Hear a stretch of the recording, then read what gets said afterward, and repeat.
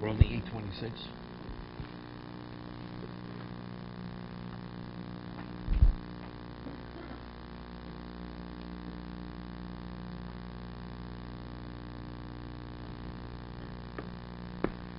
He's giving examples of what constitutes abstinence in the Torah.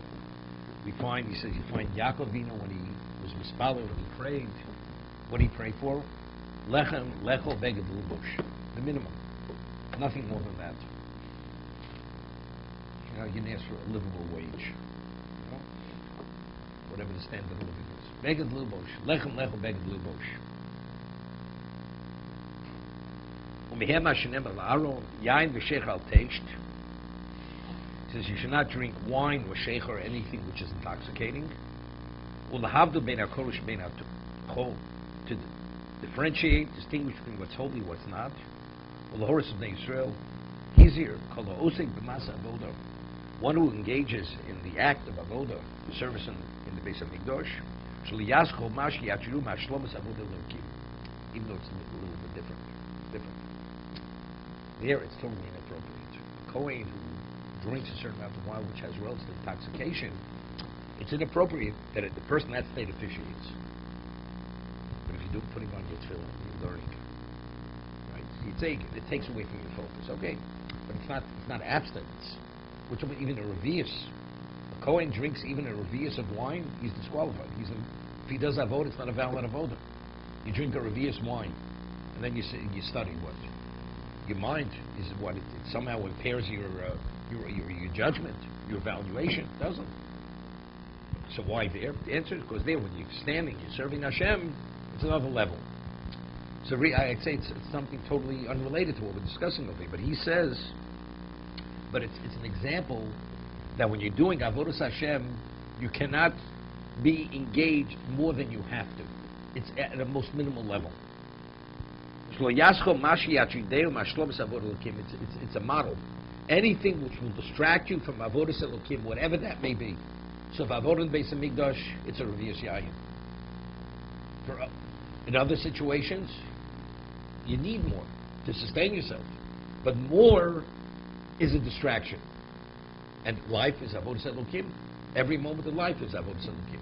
It's a different context. It's not doing the avodah in the Beis Hamikdash. Shomer Seinu Shechodim V'rocho. Shosa Rivs Yain al Yorech, Shosa Chamishis al Yispalo. Yispalo means referring to Shemon Esrei. Umehem inyan b'nei Yonodah b'reicha v'shesiva v'aviyim shlo yishtu yain v'lo yizru v'lo yitu kerem v'lo yivnu bayis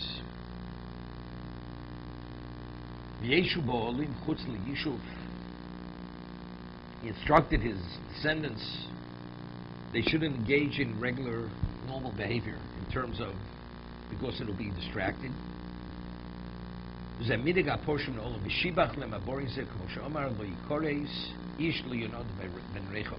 Because of the way his family, they conducted themselves, they had this continuous focus and understanding and didn't allow themselves to be distracted. So Hashem says, therefore, the descendants of Yonadav ben Rechov should never come to an end. Umehem masa lisha kshover olav Eliyahu kshov kmo she'amar uchoresh neimoset smodim lefonov.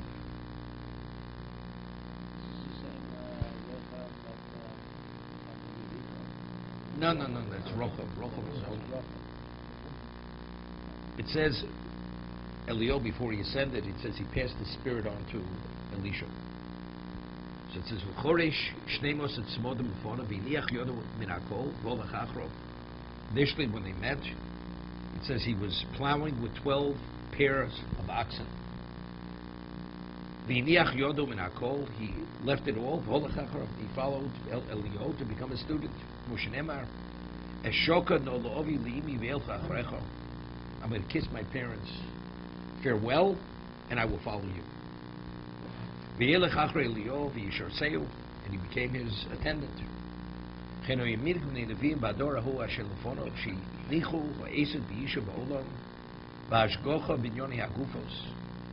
prophets, they would leave all their involvement in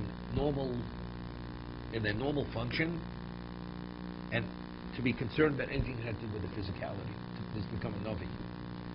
V'yotzlu midboros, k'deshi siachi nafshem achshavtem elokim, that their spirit, their neshama, and their thought process, their emotion should be exclusively for Hashem. No distraction whatsoever.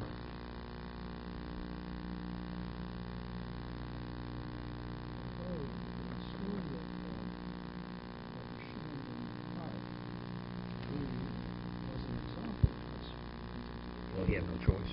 No, but still, he was an example of this. When he came out and couldn't relate to the world, he was criticized and sent back. But he came out a year later. He learned his lesson. No, okay. So it had to be modified. Not if it It was would have, no, but it had nothing to do with himself. It had to do with the way he couldn't tolerate others who were not at that level. That was his mistake. In terms of himself, was fine. And Morris says his son, even after a year, wasn't able to fully balance it. Because this is what he would look at would be consumed, and Rashi would correct it, would protect it. It should not be destroyed.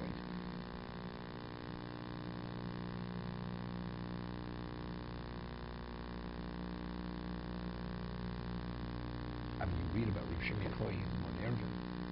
His personality was fierce. If, regarding his Talmidim, his students, if they did not toe the line exactly the way he felt, they were concerned if they would live or die.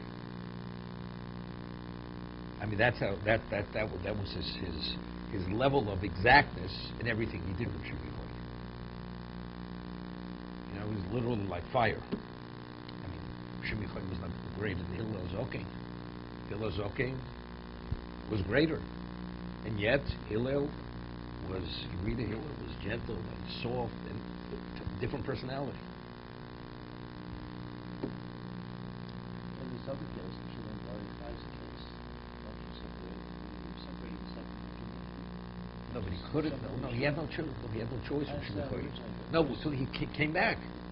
When he came back, he had difficulty processing normal behavior, right? So Hashem says, look, I didn't ask you to come out to the destroyment world, go back to the cave. But he came out a year later. He was able to internalize his reality and other people's realities. It's two different realities. What's for you is not for everyone, right? That's what he was able to come to terms with. But to be able to achieve what he became, that's at another level. That was only because of his predicament. I mean, factually, Moshe Rabbeinu was also detached. When he fled from Mitzrayim, where was he? He went to Midian. What do you think? What was he doing in Midian? He was also detached. He became a shepherd. He was out in the desert the whole time. The flocks of his father. He was beyond the desert. Was the 15%? That, okay, it's according to the Midrash. No, they wanted to make him into a king. They wanted. Then he fled. He fled. He went to Ethiopia, it says.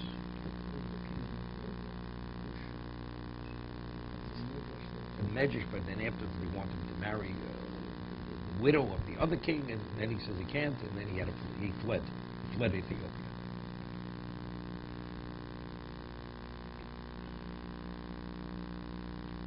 But it's interesting. I mean, the Medrash in last week's parsha says that the reason why Moshe Rabbeinu became who he became was because he was a near-dove from Paro.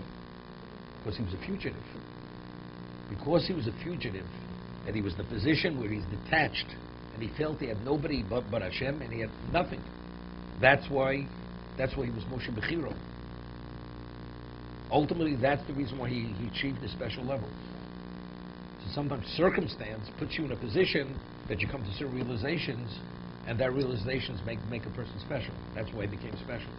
Not that he wasn't special originally, he was born special. But to be able to develop his potential was because of the circumstance. HaKadosh Baruch Hu set it up that way. Yeah. To be continued.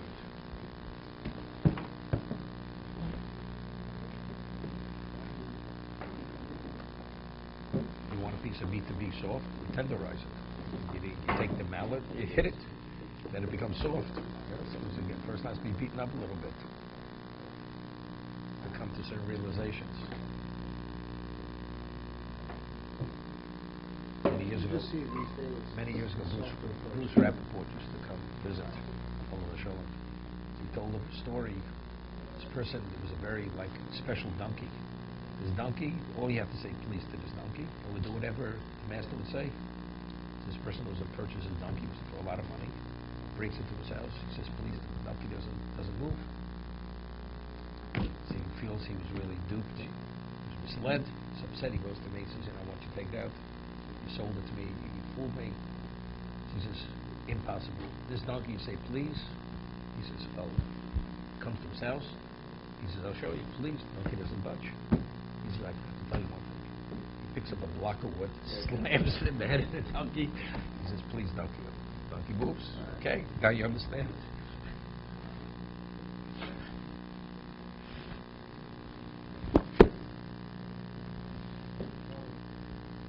Sometimes that troll has to give a person, has to wake him up, has to jolt him.